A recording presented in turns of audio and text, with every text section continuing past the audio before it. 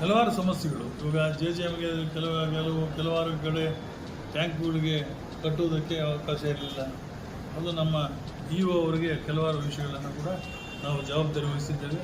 ಅವರು JJM engineer ಮತ್ತು KEB engineer ಇವೆಲ್ಲರೂ ಸೇರಿಕೊಂಡು ಎಲ್ಲ ಸಮಸ್ಯೆಗಳನ್ನು ಬಗೆಹರಿಸಬೇಕು ಅಂತ ನಾನು ಕುಡಿಯುವ ನೀರಿನ ಸಮಸ್ಯೆಗಳು ಬಗೆಹರಿಸಬೇಕು ಅಂತ ಅವರಿಗೆ ಜವಾಬ್ದಾರಿ ವಹಿಸಿದ್ದೇನೆ.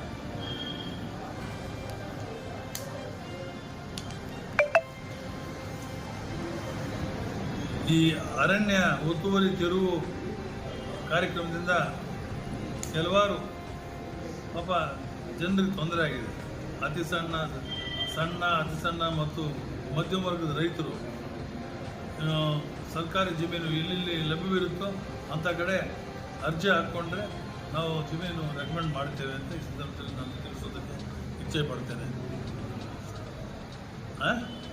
ಅರ್ಥ ಆಯ್ತಲ್ಲ ನಿಮಗೆ?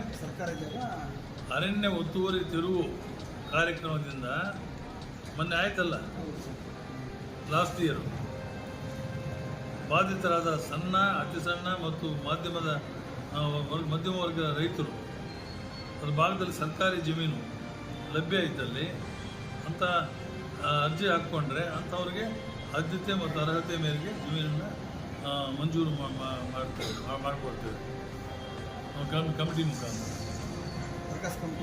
ಹೌದು, I am the chairman of the committee ಅಲ್ವಾ. ಅಂಥವ್ರಿಗೆ ರಿಯಲ್ ಪಾಪ ಬೆನಿಫಿಷರೀಸ್ ಅದೊಂದು. ಮತ್ತು 1999ರಿಂದ 2004ವರೆಗೂ ನಾನು ಶಾಸಕನಾಗಿದ್ದಾಗ ತಾಲೂಕಿನ ಎಲ್ಲ ಪಂಚಾಯತಿಗಳಲ್ಲಿಯೂ ನಿವೇಶನ ರಹಿತ ಬಡವರಿಗೆ ನಿವೇಶನಗಳನ್ನು ಹಂಚುವ ಕಾರ್ಯಕ್ರಮ ಹಾಕ್ಕೊಂಡಿದ್ದೇವೆ. ಅನೇಕ ಇಂಡಿವಿಜುವಲ್ ಸೈಟ್ಸ್ ಹಾಕ್ಕೊಂಡಿದ್ದೇವೆ, ಲೇಔಟ್ಸ್ ಮಾಡಿದ್ದೇವೆ, ಕೆಲವಾರು ಲೇಔಟ್ಸ್ ಮಾಡಿದ್ದೇವೆ, ಅನೇಕ ಲೇಔಟ್ಸ್ ಮಾಡಿದ್ದೇವೆ. ಈವಾಗಲೂ ಕೂಡ ನಮ್ಮೆಲ್ಲ ಅಧಿಕಾರಿಗಳು ತಿಳಿಸಿದ್ದೇನೆ. ಎಲ್ಲ ತಾಲೂಕಿನ ಅಧಿಕಾರಿಗಳು ಮತ್ತು ಗ್ರಾಮ ಪಂಚಾಯತಿ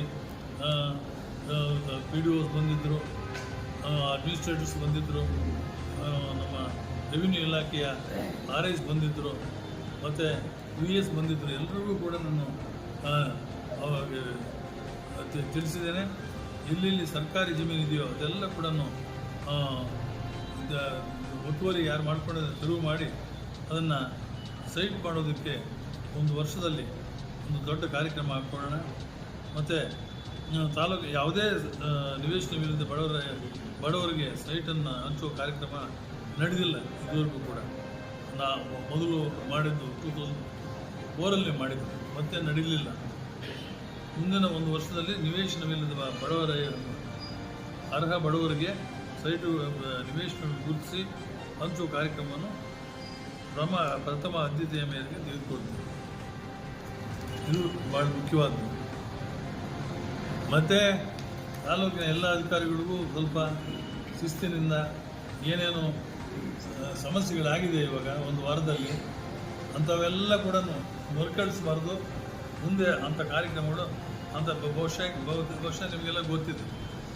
ಕೆಲವು ಪಂಚಾಯತಿಗಳ ಆದ ಕೆಲಸಗಳು, ಕೆಲವು ಪಂಚಾಯತಿಗಳಲ್ಲಿ ಆಗಬಾರ್ದ ಕೆಲಸಗಳಾಗಿತ್ತು. ಇವತ್ತು ಅಂಥ ಕೆಲಸಗಳು ಮರುಕಳಿಸಬಾರ್ದು ಅಂತ ಹೇಳಿಬಿಟ್ಟು ಕೂಡ ನಾನು ಸೂಕ್ಷ್ಮವಾಗಿ ನಮ್ಮ ಅಧಿಕಾರಿಗಳಿಗೆಲ್ಲ ಕೂಡ ತಿಳಿಸಿದ್ದೇನೆ.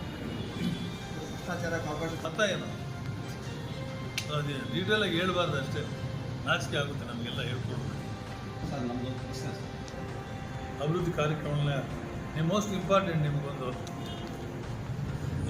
ಶ್ರೀರಾಮ ದೇವಸ್ಥಾನಕ್ಕೆ 1 ಕೋಟಿ ರೂಪಾಯಿನ ಇದನ್ನು ನಾನು ಸ್ಯಾಂಕ್ಷನ್ ಮಾಡಿಸಿದ್ದೇನೆ. Shortly it will be announced. ದೇವಸ್ಥಾನಕ್ಕೆ 1 ಕೋಟಿ ಯಾವ ರೀತಿ ನಾನು ಇದಕ್ಕೆ ನರಸಿಂಹಸ್ವಾಮಿ ದೇವಸ್ಥಾನ ಕೊಟ್ಟಿದ್ದೇನೆ, ಅದೇ ಟೈಪು ಶ್ರೀರಾಮ ದೇವಸ್ಥಾನ ಬಹಳ ಪುರಾತನ ದೇವಸ್ಥಾನ, ಹಳೇದಾಗಿತ್ತು. ಅದಕ್ಕೆ ಸಂಬಂಧಪಟ್ಟ ಹಿರಿಯರಿಗೂ ಕೂಡ ನಾನು ಬೆಳಗ್ಗೆ ಫೋನ್ ಮಾಡಿ ತಿಳಿಸಿದ್ದೇನೆ. ಟೌನ್ ಅತಿ ಶೀಘ್ರದಲ್ಲೇ ಹೌದು.